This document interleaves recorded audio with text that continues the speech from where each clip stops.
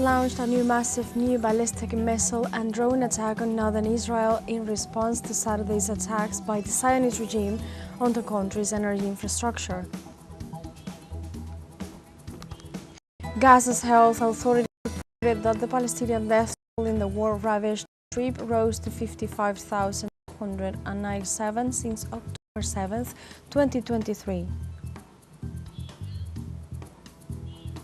In the United States, tensions rose in the streets of downtown Los Angeles as police tried to disperse protesters.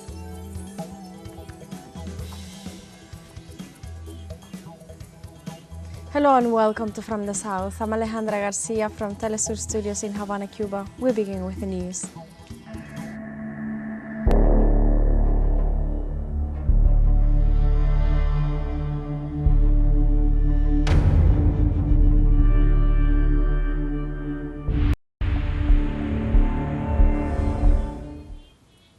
Iran has launched a massive new ballistic missile and drone attack on northern Israel in response to Saturday's attacks by the Zionist regime on the country's energy infrastructure, including the largest natural gas extraction and refining plant.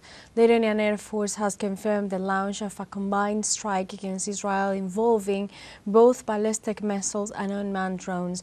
Several of the Iranian ballistic missiles have flown over Jordanian airspace, and many of them have reportedly been intercepted by the country's anti-aircraft systems. Israel's emergency services report that several warning calls have been received in the country's coastal and northern districts for damage to buildings and open areas. In this context, the primary focus of this new round of Operation True Promise 3 is reportedly the occupied port city of Haifa and its surroundings, home to several critical military and industrial facilities of the regime. The strikes have so far targeted a series of strategic Israeli military and industrial sites, including oil refineries and electricity grids in Haifa, where fires reportedly broke out as a result. Images show a massive blaze at the Haifa oil refinery with thick black smoke billowing into the sky, with preliminary reports suggesting that the ensuing blaze is emitting toxic chemicals into the air. In the other occupied territories, missile sirens sounded in the Upper Galilee and Western Galilee regions, as well as in the city of Nazareth and its surrounding areas and the city of Afula. The Iranian Air Defense Force shot down Israeli drones in the airspace of the Sanjan province. Iranian Air Defense intervened immediately after several small drones and reconnaissance vehicles violated the province's airspace and managed to destroy advanced Zionist drones in several areas. They also reported that these drones were intended for espionage and surveillance operations inside the nation. Therefore, the armed forces and the air defense network stated that they are on high alert in case of any infiltration into the country, assuring that they will respond to the enemy as soon as possible.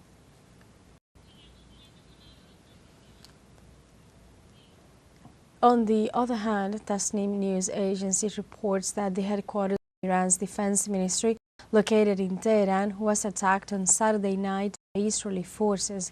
The media reports that one of the office buildings of the headquarters was slightly damaged.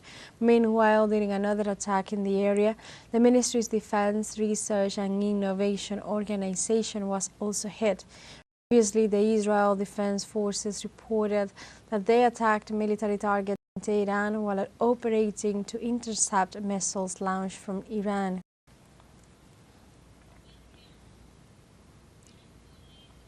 Iran naval forces identified and forced a British intelligence destroyer operating in the waters of the Sea of Oman, accused of attempting to guide Israeli missiles into the Iranian territory to change its course. The Public Relations Office of the Iranian Naval Region reported that the British warship, which had entered the northern Indian Ocean the previous night with the alleged purpose of coordinating Israeli attacks, was detected by Iranian maritime surveillance systems.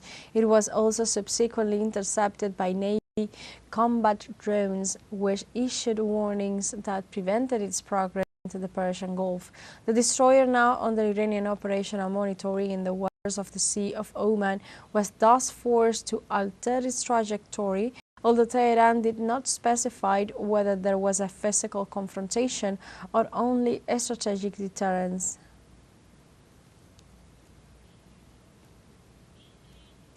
In the Middle East, Syria and Jordan closed their airspace amid regional tensions. In the midst of escalating tensions, the Middle East has decided to close its airspace as a preventive measure against possible threats to its national security. The measure follows similar restrictions adopted by Iraq and Iran. This in a context of growing instability generated by the provocations of the Israeli regime and its Western allies.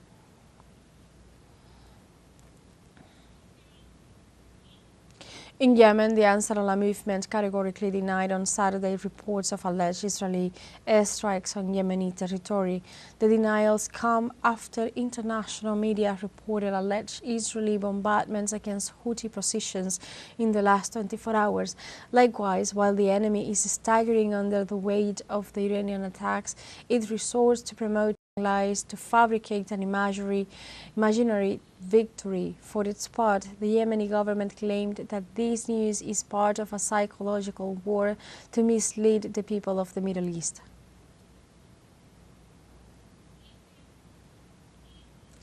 Israel has urged the Trump administration to join its war effort against Iran to eliminate Tehran's nuclear program.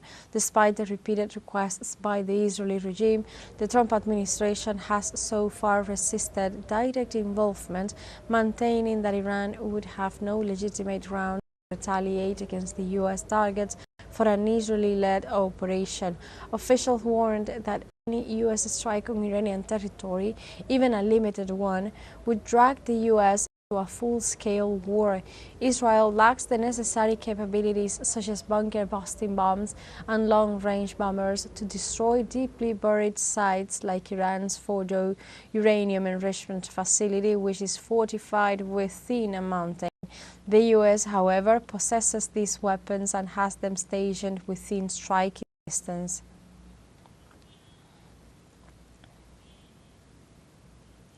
According to Gaza's health authorities, on Saturday, the Palestinian death toll in the war-ravaged Strip has risen to 55,297, with a further 128,426 injured since the genocide began on October 7, 2023. Over the past 48 hours, Israeli attacks have claimed 90 Palestinian lives and injured a further 605 people. It is specified that 5,014 deaths and 16,385 injuries have occurred since March 18, 2025, and revealed that medical facilities had received 274 fatalities and over 2,532 injured people from incidents near humanitarian aid distribution centers in southern Gaza.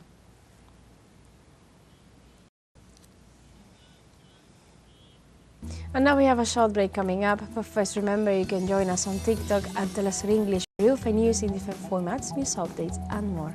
We'll be right back, stay with us.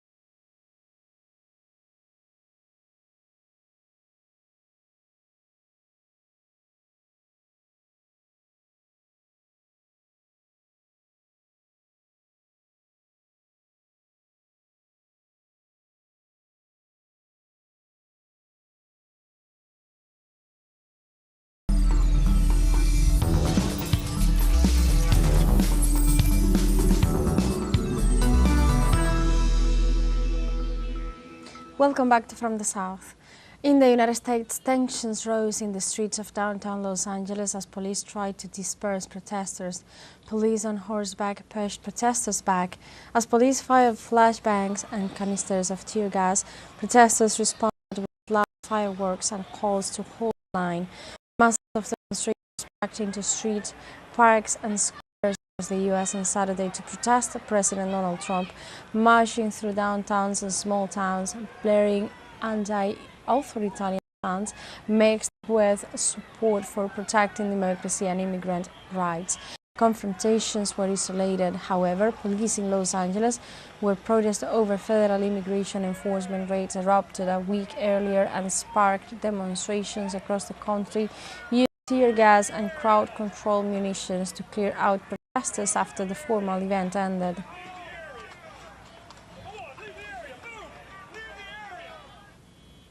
Also in the U.S., 2 Minnesota state legislators under spokesmen were victims of separate shootings allegedly carried out by an individual posing as a police officer. Democratic Representative Melissa Hortman of Brooklyn Park and her husband Mark were killed. Democratic Senator John Hoffman and his wife were injured and are receiving treatment in hospitals. The attacks occurred in 2 different locations, Champlain and Brooklyn Park.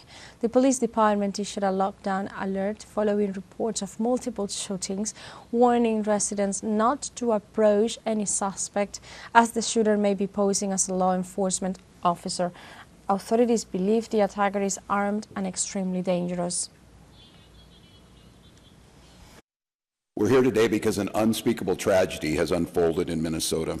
My good friend and colleague, Speaker Melissa Hortman, and her husband Mark were shot and killed early this morning in what appears to be a politically motivated assassination. Our state lost a great leader, and I lost a dearest of friends.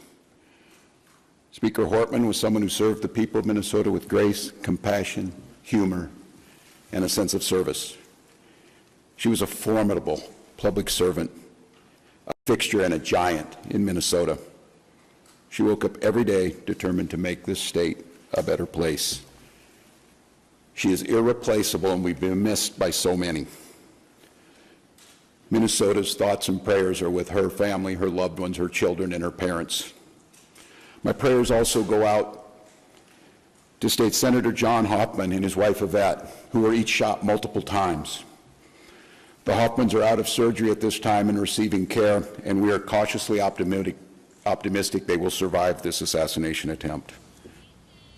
On Saturday, the presidents of Russia and the U.S., Vladimir Putin and Donald Trump, spoke by telephone. The two leaders discussed the escalation in the Middle East caused by the Israeli attack on Iran. According to Yuri Ushakov, a Russian presidential advisor, Putin condemned Israel's military operation against Iran and expressed serious concern about a possible escalation of the conflict. Trump also described the situation as very alarming, but acknowledged the effectiveness of Israel's attacks on facilities in Iranian territory. The telephone conversation between the two leaders lasted 50 minutes. They also discussed the Ukrainian conflict and compliance with the agreements reached with Kyiv at the last Istanbul meeting. In addition, Yushakov stated that Putin had congratulated Trump on his birthday.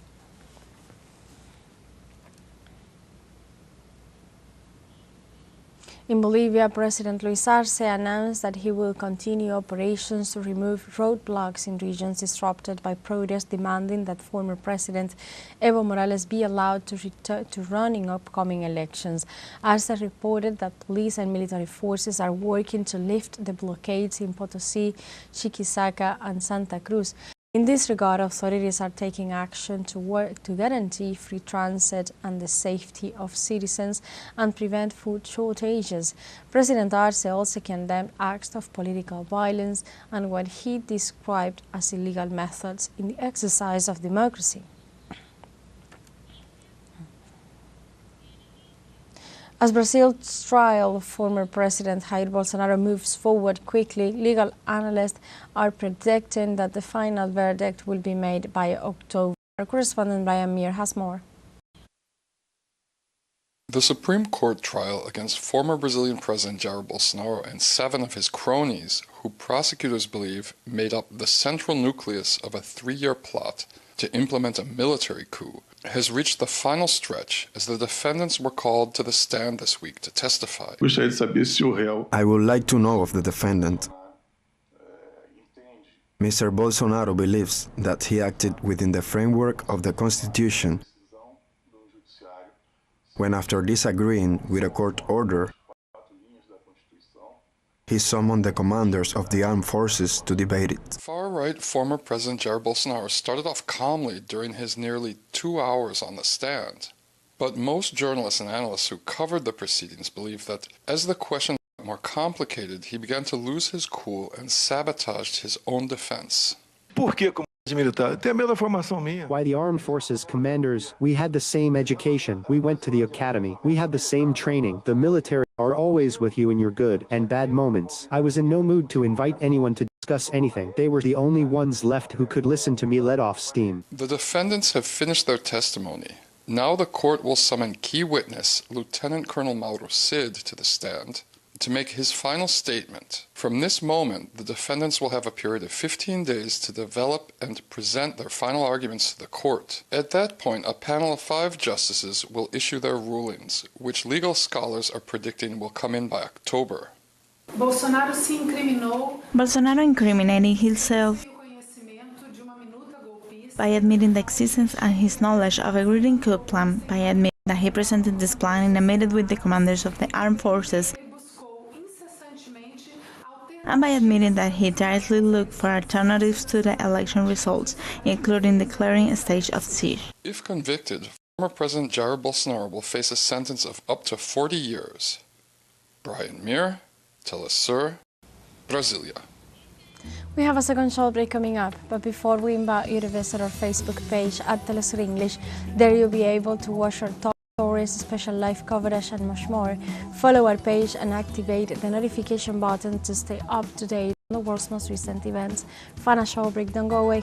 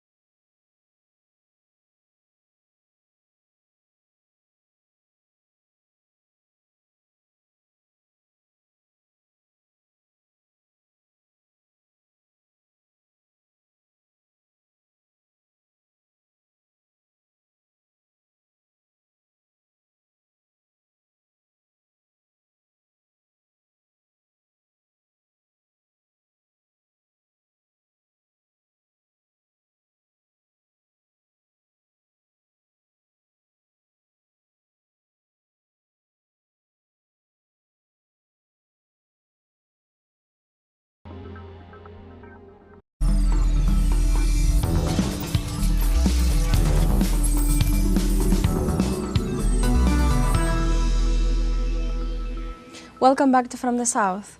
On Saturday, the Indian police said the death toll from Thursday's Air India plane crash near Ahmedabad airport in Gujarat has risen to 279. Air India's flight AI 171, a Boeing 778 aircraft flying from the western India city of Ahmedabad to London, descended rapidly and crashed into a building on Thursday shortly after takeoff, killing 241 people on board, with only 1 survivor. The death toll increased beyond the 241 passengers, and the crew confirmed that in the crash of the mishap also caused casualties on the ground.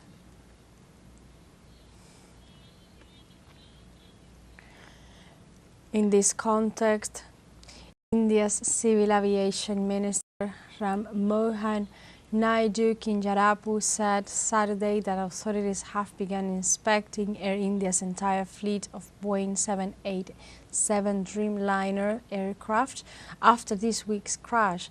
Kinjarapu announced that 8 of the airline's 34 Boeing 787s had so far been reviewed as he gave his first news conference since Thursday's crash. Moreover, he stated that investigators were still decoding the black box from the Dawn plane.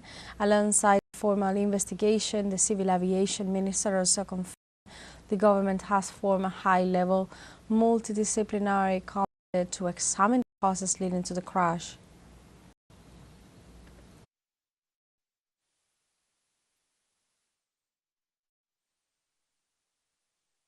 And from the ministry,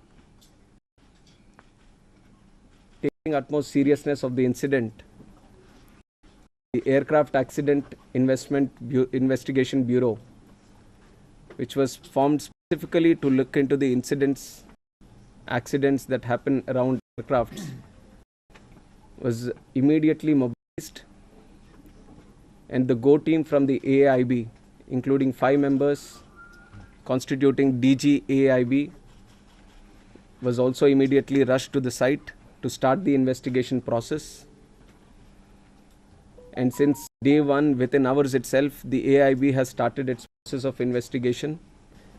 And one important update from the technical investigation, which is happening through the AIB, is the recovery of the black box yesterday around 5 p.m. from the site. The AIB team believes that this decoding of the black box is going to give an in-depth insight into what would have actually happened during the process of the crash or moments before the crash itself. So we are also eagerly waiting for what the results or the report is going to be once the AIB goes through its full investigation.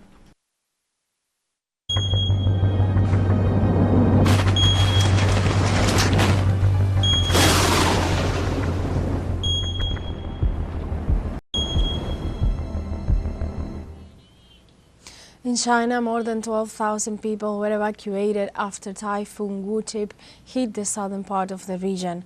The Weather Service reported that the storm could weaken this Saturday. However, rains are expected to cause impacts in Guangdong province, which is on emergency alert. On the other hand, residents of the Beibu Gulf region are experiencing rough seas with up to 5 meters high. The authorities recommended that vessels operating in the area take precautionary measures. Similarly, the Meteorological Administration urged citizens to take preventive measures against the possible effects of wind, rain and landslides in that region. The National Hydrometeorological Forecast Center of Vietnam reported that at least 5 provinces could be affected by floods and landslides caused by tropical storm Wu-tip. The meteorological agency warned the population to be on the lookout for potential disaster risk as rain is expected over the weekend. It also pointed out that flash floods and landslides could negatively impact the environment and endanger lives. Meanwhile, the Ministry of Agriculture and the Environment has stated that it will monitor the rainfall to prevent and minimize damage.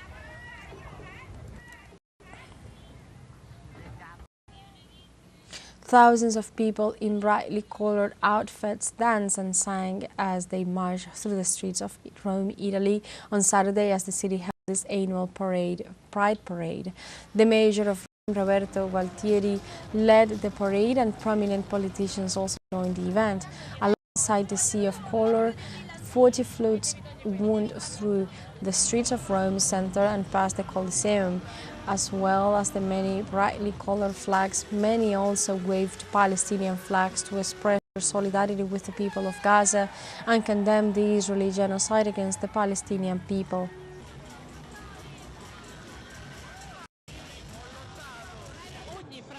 Every pride is always important. It's always important to be together, straight, gay, bisexuals, no gender, anything. It's important to be free to be who we are, to love who we want and live well. To be present here means to reaffirm that every one of us, whatever his orientation, idea, or faith, has the right to exist with the same rights as others. So to be here simply means that we exist. So it is very emotional because to me pride represents freedom. It's a safe place, and in this moment we are all more free. And as soon as you get out of here, there is always that moment when you don't feel really free. But at Pride there is total safety. And like this, we have come to the end of this news brief. You can find these and many other stories on our website at telesurenglish.net. Also join us on social media. We're on Facebook, X, Instagram, Telegram, and TikTok as well. But before we say goodbye, let's go live to see the latest footage of the conflict that is ongoing, that is unfolding at this moment in the Middle East, amid an unprecedented escalation between Israel and Iran that continues at this hour. Also, Iran is striking back after the Israelis started their military operations earlier on Friday with strikes across the country targeting different nuclear, military and civilian infrastructure inside Iran. This is all for the moment, but stay tuned with teleSUR English with all the emissions from the south to be informed on every detail that unfolds amid this escalation of tensions in the Middle East. That causes grave concern for the entire international community. teleSUR English, and also from the south, is going to bring you all the latest information coming from this region.